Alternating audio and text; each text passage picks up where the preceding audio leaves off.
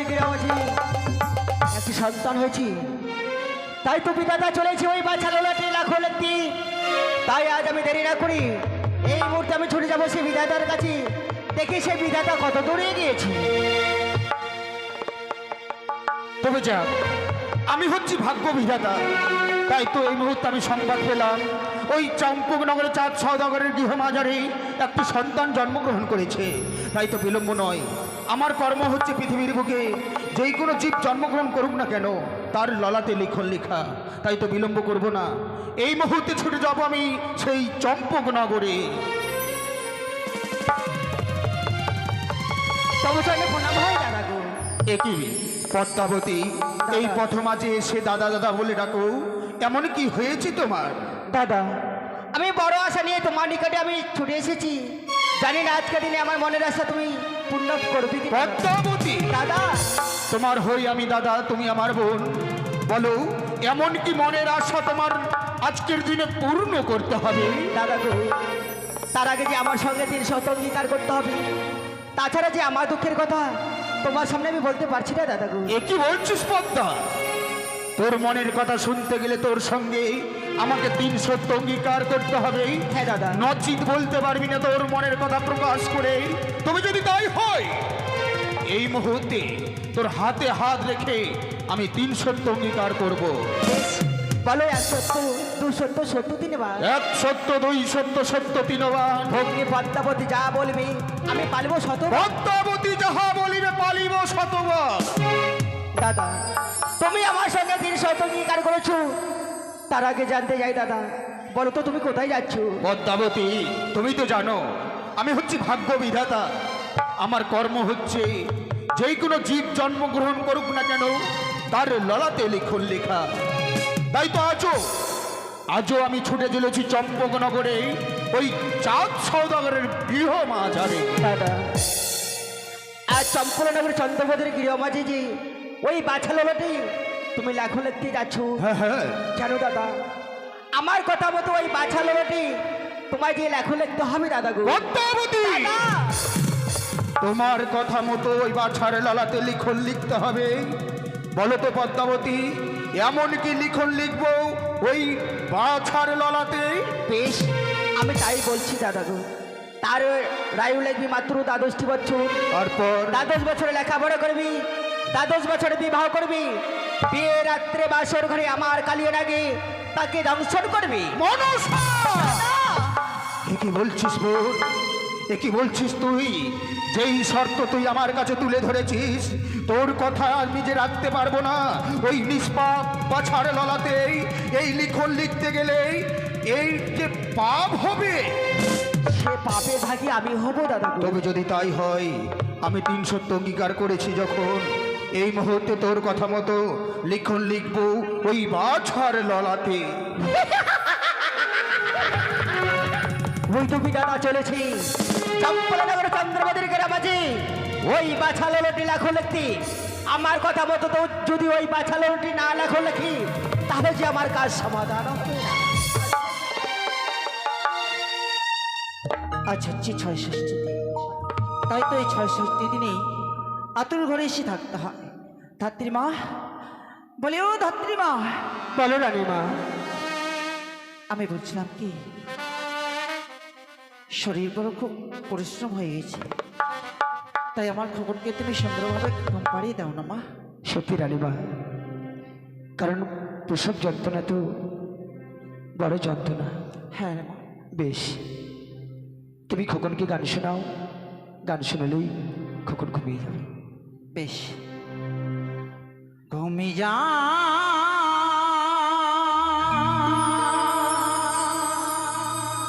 ঘুমি যা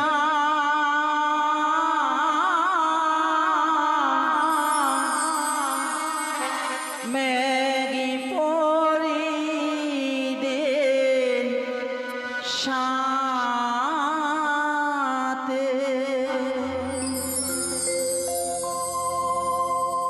ঘুমি যা ঘুমি যা মেঘি পরি দে সাথে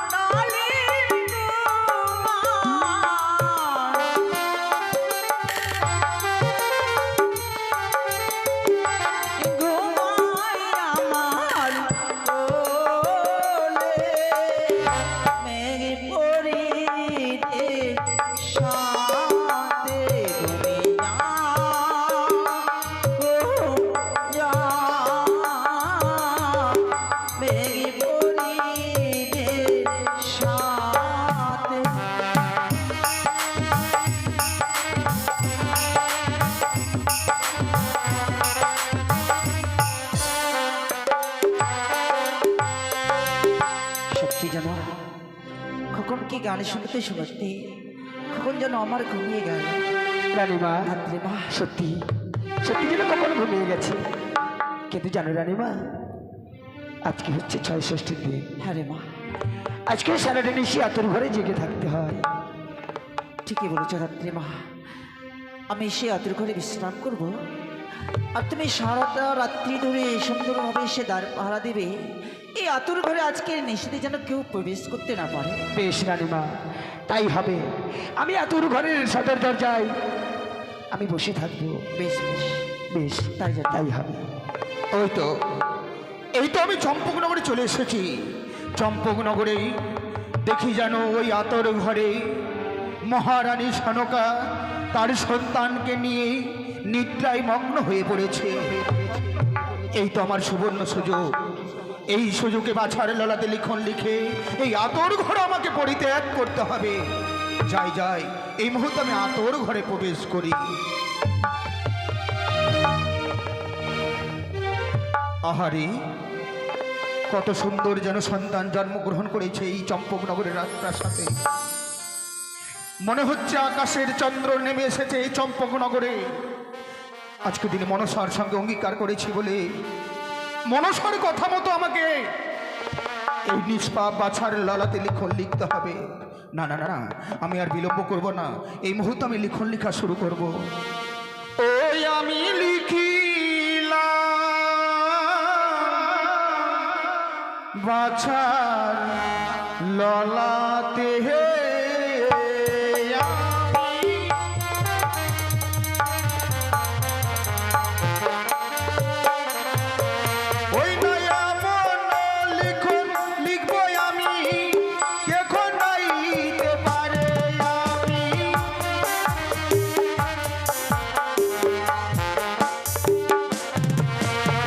বাছার আয়ু হবে মাত্র ১২টি বছর।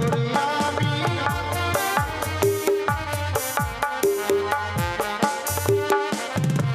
ওই না ১২ বছরে বাছা লেখাপড়া করিবে।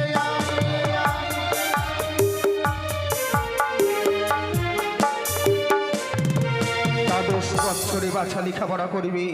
১২টি বৎসরের মধ্যে সে নিজের মামিমাকে হরণ করবে, বিবাহ হবে।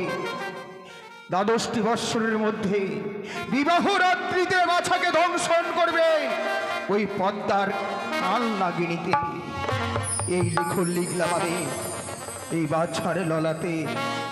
তাহার স্ত্রী প্রতিব্রতা সতী হবে, তাহাকে নিয়ে ভাসতে ভাসতে যাবে কনক দেবপুরে। এক এক করে সকল দেবতার কাছে নিত্য নাচ করে বাছাকে পুনর্বার ফিরে পাবে। এই লিখন লিখলাম আমি এই বাছার ললাতে। ওই আমি লিখিলাম বাছার ললাতে হে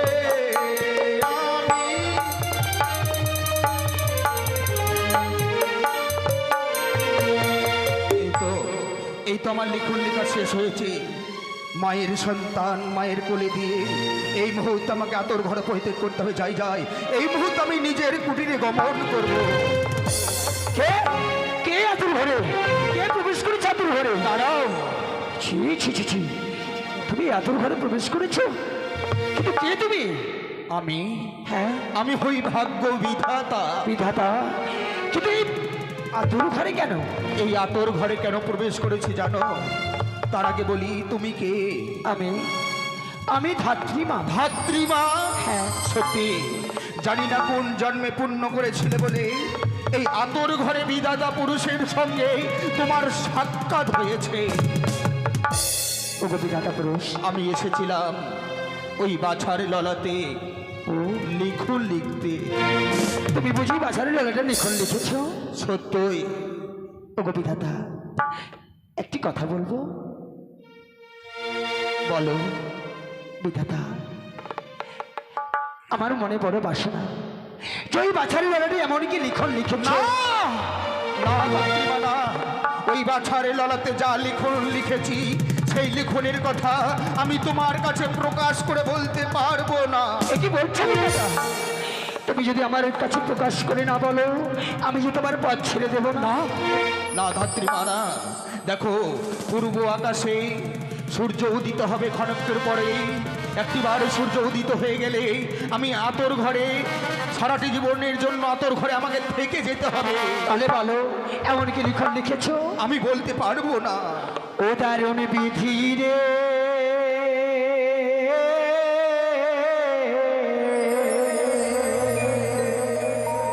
আজ কি লিখন লিখিলে বাছার ললাটে,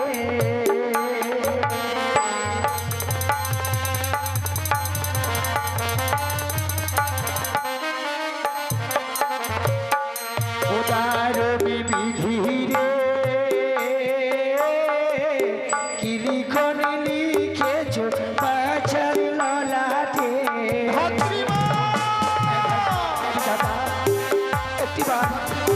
একটিবার বলো না।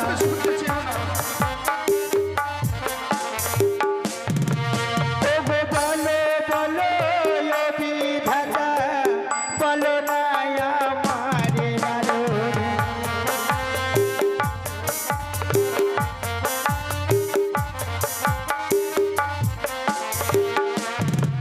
ওগো অষ্টে ধরি পায়ে পড়ি বিধাতা,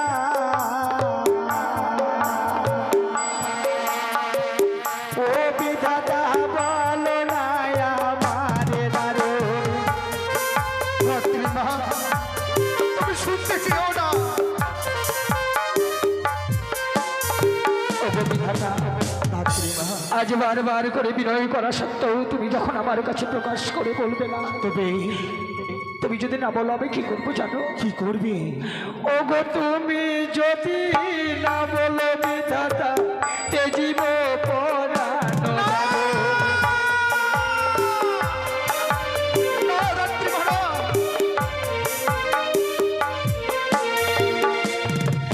ওগো তুমি যদি না বলো বিধাতা,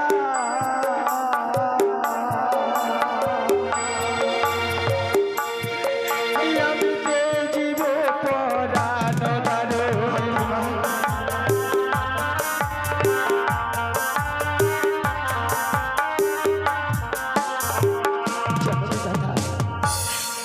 আমি এতদিনই ধাত্রী করে এসেছি, আমি কোনোদিন বিধাতার দর্শন পাইনি। আজ যখন তোমার দর্শন পেয়েছি বিধাতা, একটিবার প্রকাশ করে বলো না।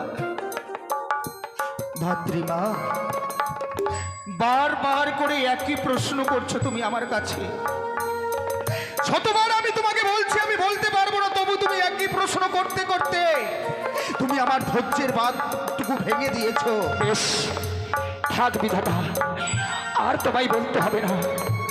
তবে আমার শেষ কথা শুনে রাখো, তুমি যখন আমার কাছে প্রকাশ করে বললে না আজ ঋষি প্রভাত হয়ে যাবে, ঋষি প্রভাত হওয়ার সাথে সাথে আমি আতর ঘর থেকে বেরিয়ে যাব। যেদিকে আমার দুই নয়ন যাবে সেই দিকে চলে যাব। আর যদি কোনো আমি সরোবর দেখতে পাই, সেই সরোবরে গিয়ে আমি আমার প্রাণীকে দাঁড়াও ধাত্রীমা, তোমার এই প্রাণকে তুমি বিসর্জন দিও না।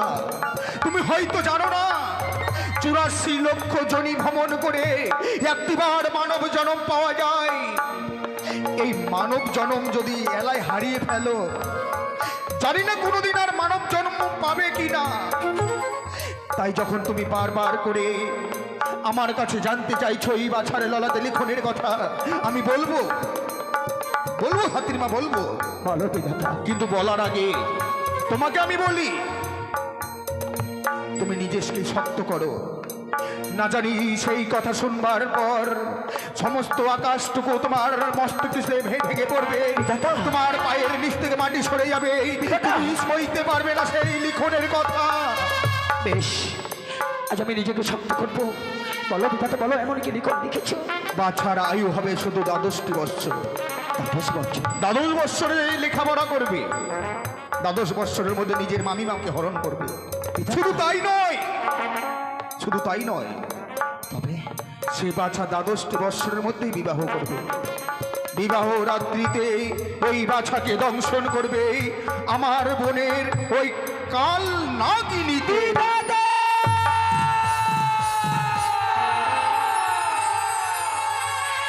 কি লিখন লিখনে লিখেছ ওই নিষ্পাপ শিশুর ললাটে? কি লিখনে লিখেছ বিধাতা? আজ আমি তোমায় করে জোরে করি প্রার্থনা, ফিরিয়ে নাও সেই লিখন। আমি পারবো না ধাত্রীমা। একবার যে লিখন আমি একবারে লিখে দিই, সেই লিখন আমি ফিরিয়ে নিতে পারি না। বিধাতা, তুমি আমাকে কথা দিয়েছিলে লিখনের কথা বলবার পর আমার পথ তুমি ছেড়ে দেবে। এবার সরে দাঁড়াও। বেশ, তাই হবে বিধাতা। আজ আমি সব কিছু জেনে গেছি, এবার আমি তোমার পথ ছেড়ে দিলাম। কিন্তু দাঁড়াও বিধাতা, দাঁড়াও ধাত্রীমা। যাওয়ার সময় এই আতর ঘরে তোমাকে একটি কথা আমি বলে যাই। এমন কি কথা বিধাতা? ওই বাছার লালাতে যা লিখেছি, শুধু তুমি আর আমি ছাড়া কোনোদিন যদি কারো কাছে তুমি প্রকাশ করে বলো, সেই দিন তুমি সেই দিন তুমি সঙ্গে সঙ্গে শিলায় পরিণত হবে।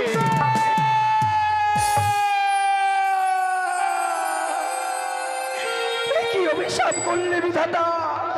কি অভিশাপ করলে ধাত্রীমা? বিধাতা, তোমার ঘরে রয়েছে তোমার একমাত্র সন্তান গোপাল। গোপাল, না জানি তোমার বিহনে গোপাল যেন হাতছানি দিয়ে মা মা বলে ডাকছে। দেখো ওই তো তোমার গোপাল ডাকে। যাও, এই মুহূর্তে এই রাজপ্রাসাদ পরিত্যাগ করে তোমার গোপালের কাছে ছুটে যাও। সত্যি গোপালকে আমি ঘরে রেখে এসেছি। এই তো এই মুহূর্তে আমি পালিয়ে যাই। না জানি গোপাল আমার বিহনে মা মা বলে কেঁদে পাগল হয়ে গেছে। যাবো, এই তো সূর্যপ্রভাত হলে আমি গৃহ মাঝে ফিরে যাবো। কিন্তু দেখি বিধাতা হয়েও এত বড় নিষ্ঠুর হতে পারে? কথাই বলে না, নিয়তির খেলা ঘরে যা ঘটে বিধাতা নাকি আগেই কল্পনা করে রাখে। বিধাতার কলম এতটাই শক্ত যে একটিবার লিপিবদ্ধ হয়ে গেলে সেই লিখনকে আর খণ্ডানো যায় না। না, আমি কাঁদবো না। আমি যদি কাঁদি, না জানি রানীমা আমার উপর অভিমান করবে। যাই, এই তো নিশি প্রভাত হয়ে এসেছে, আমি রানীমাকে একটিবার চাকিয়ে তুলব। রানীমা গো, ধাত্রীমা, চেয়ে দেখো, পূর্ব আকাশ যেন লোহিত বরণ ধারণ করেছে। আরে কিছুক্ষণ পর হয়তো সূর্যোদয় হবে। রানীমা, এ কি বলছো ধাত্রীমা? আচ্ছা, পূর্ব থেকে যেন সূর্যোদয় হয়েছে বলে আমায় তুমি জাগিয়ে তুললে মা। ধাত্রীমা, তুমি কি ভুলে গেছো রানীমা? আজ হচ্ছে আমাদের সেই ছোট্ট নাবালকের ৬ষষ্ঠীর দিন। ষষ্ঠী পুজো করবে না? করবো তো ষষ্ঠী পূজা। তবে আমাকে জাগিয়ে তোলার পরে কেন তোমার সে নয়নও জল দিচ্ছি? কি হয়েছে তোমার? না রানীমা, আমি তো কাঁদিনি। কোথায়? না, তুমি ভুল করছো। চোখে যেন আমার কি পড়েছিল তাই। ধাত্রীমা, তোমাকে কেউ কোনো কটু কথা বলেছে? না রানীমা। তাহলে মনে হয় তোমার সেই কমল প্রাণে আঘাতে কেউ দুঃখ দিয়েছে। আমি কি করে বলবো? না, আমি প্রকাশ করতে পারবো না। আমি যদি প্রকাশ করি তাহলে তো আমি শিলা হয়ে যাব। না ধাত্রীমা, তাহলে কেন কাঁদছো বলো? একটিবার শুধু আমায় বলো না। এত ঘরে মনে হয় তাহলে তোমার আমার এই খকনকে দেখে বড় লোভ হয়েছে। রানীমা, আজ জন্য আমার আনন্দ অশ্রুধারা বয়ে যাচ্ছে রানীমা। কেননা তুমি এক এক করে ৬টি সন্তানকে সাগরের জলে বিসর্জন দিয়েছ। এই ছোট্ট খোকনকে পেয়ে তোমার জন্য শূন্য কল্যাণ পূর্ণ হয়ে গেছে রাত্রিমা। তাই আমার আনন্দ বুকখানা ভরে গেছে। অমনে করে আর আমার ৬টি পুত্রের কথা মনে করে দিও না। ৬ পুত্রকে হারিয়েছি তো। ৬ পুত্রকে হারানোর পর আমার খোকনকে পেয়ে আমি সব ভুলে গেছি মা। চলো রানীমা, যে দেখো ওই তো সূর্যোদয় হয়ে গেছে। চলো ষষ্ঠী পুজোর জন্য সব জোগাড় করবে। চলো।